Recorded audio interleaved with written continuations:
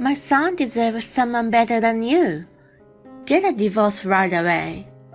I won't have nothing to do with you anymore. Okay, I got it. After that, I sent all of my husband's belongings to my mother-in-law's house. What's happening? How did I get into this mess? I addressed my flustered mother-in-law in icy tone. Well, I guess you got what you deserved. My name is Nora. I'm a 30-year-old administrative assistant. I'm in a relationship with Lucas, whom I met at a party.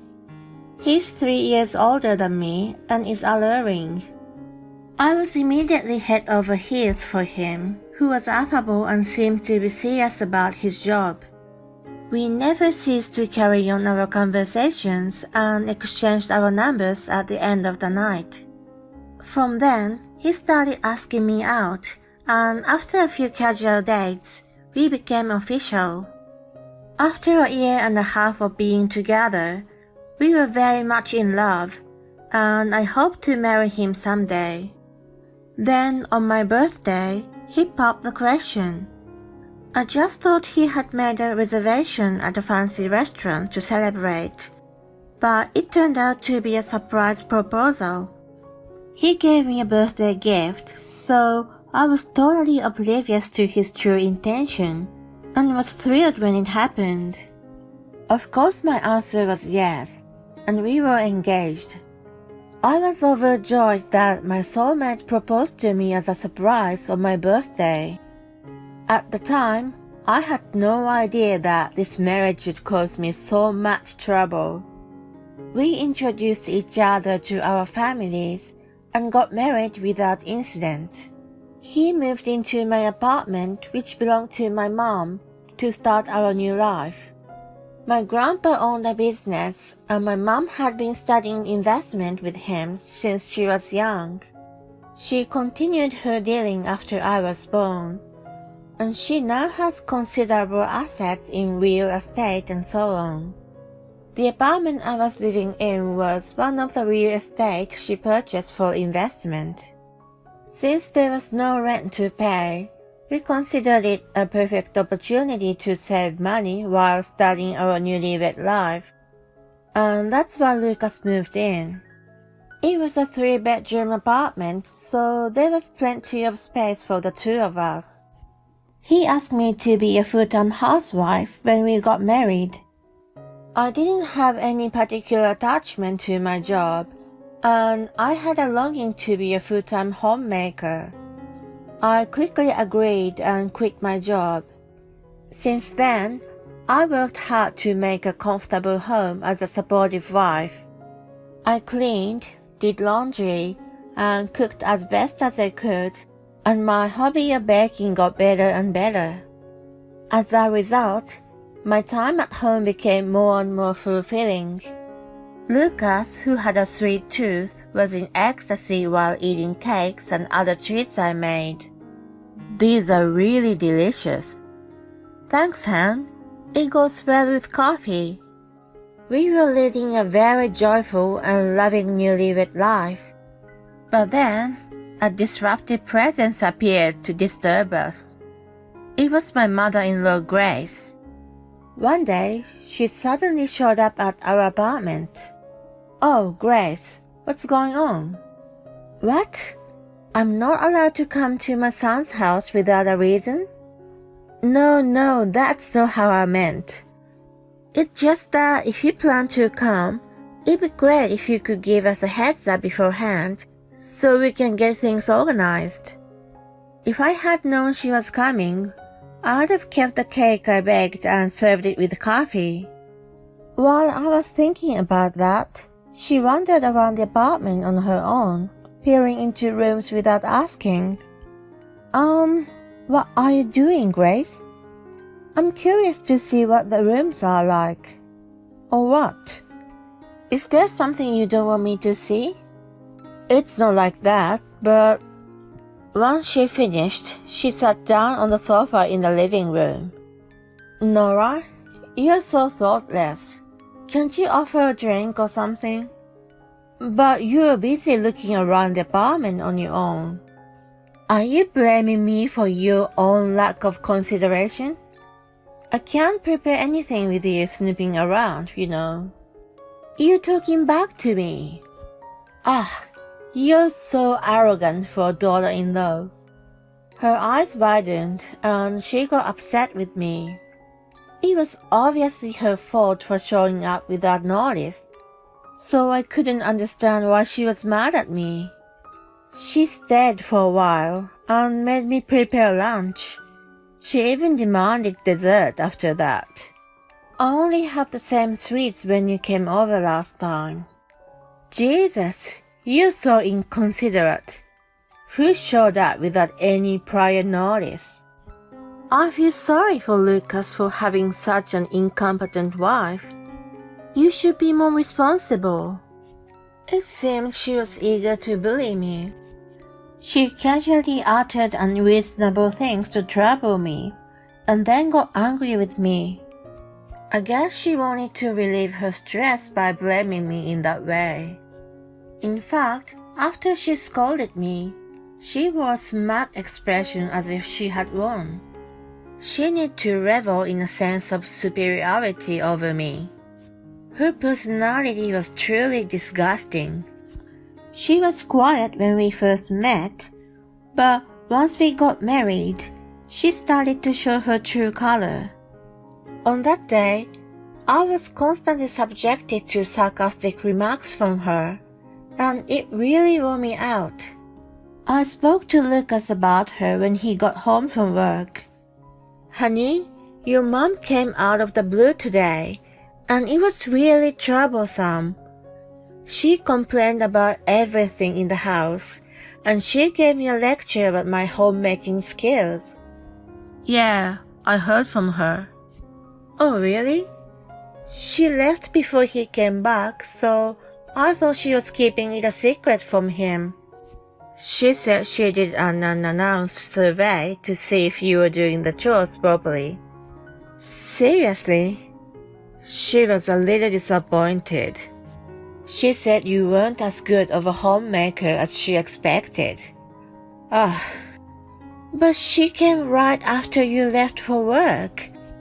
I think it's impossible to have finished cleaning or anything at that time of the day. She said you tend to talk back like that. She was right. You should try to listen to people's opinions more carefully and make an effort to improve. Are you kidding me? He unbelievably took her words to his heart and made a statement siding with her.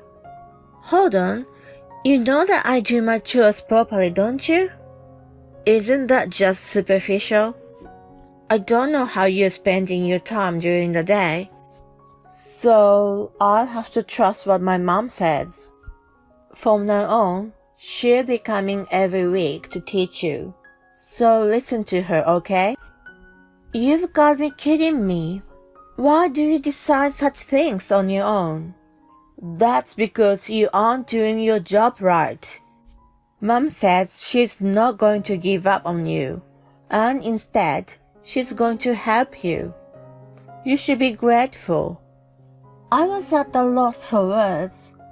Grace's bullying was one thing, but Lucas's attitude was also unbelievable.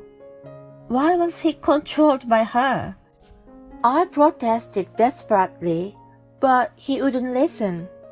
Then Grace really began to come to our place every week. Lucas gave her the code and a spare key without telling me, and she just opened the gate and the front door as she pleased.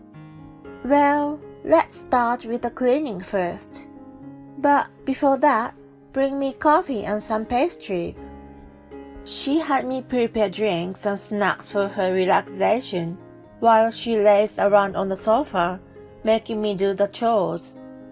Then, at her convenience, she came over and yelled, "It's still dirty. You really suck at cleaning." And when she made me prepare lunch for her, she criticized the food. "What do you think you're doing by serving such a pathetic meal?" She bullied me every week and then left, looking satisfied with herself. She always reported to Lucas that I wasn't improving, and he believed her and blamed me for it. Even if I wanted to keep her out of the apartment, she had a spare key. I once tried to prevent her from entering by locking a bolt. She made a big deal about it, and immediately called Lucas. Since then, she showed up during the morning hours when he was still at home to let her in. You know, Nora can't keep up with my instruction and did a terrible thing. I need to knock some sense into that lazy and rotten spirit of hers. I'm counting on you, Mom. I never thought she'd be such a hopeless daughter-in-law. What on earth did they think I was? I had no idea that Lucas was such a mommy's boy. I was mentally and physically exhausted from being bullied by Grace repeatedly. Then one day, Lucas announced the unthinkable. I'm going on a business trip today, so I asked Mom to stay here for 3 days. Excuse me? I couldn't believe my ears. No way, you can't be serious. Well, I am, he replied with a shrug of his shoulders. Then Grace arrived with a large travel bag. Good morning, Mom. Take good care of Nora from today, will you? Of course I will. As her mother-in-law, I'll make sure you're well trained. She grinned at me. Lucas took his carry-on and went on a business trip. I was in despair. I couldn't believe that I was alone with her for the next 3 days. I knew she was going to use me like a slave. But then something changed inside my brain. I realized that Lucas would continue to take his mom's side. If that was the case, I had no obligation to obey both of them. Nora, get breakfast ready quickly. I didn't have time to eat. Make me pancakes with fruits and vanilla ice cream. I'm in the mood for cafe au lait. Sweeten it up and get it ready.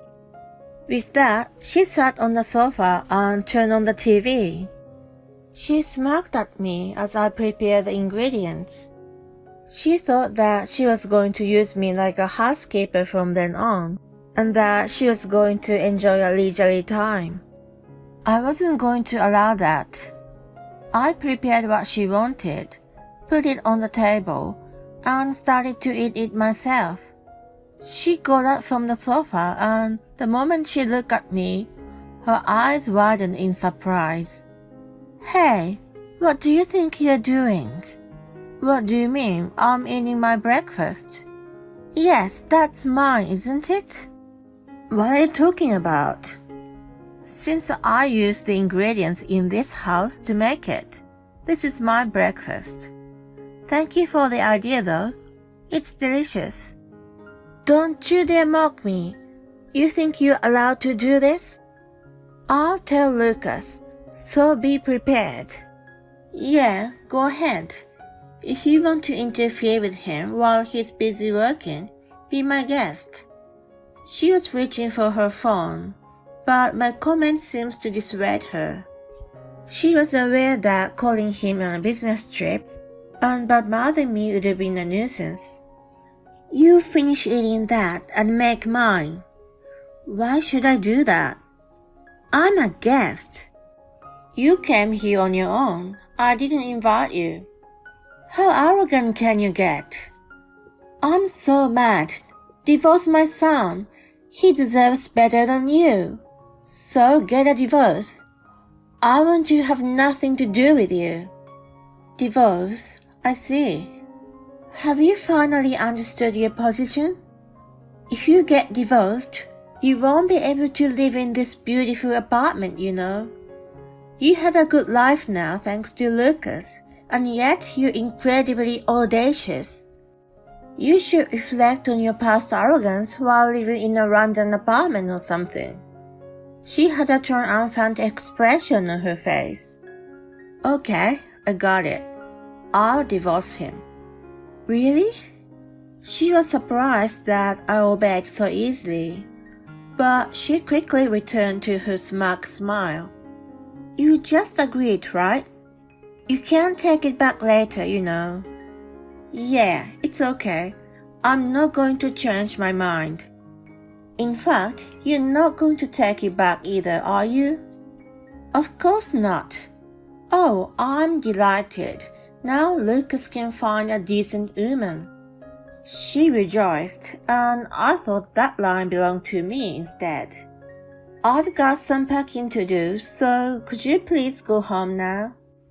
I'm not going to follow any more of your orders about housework or anything.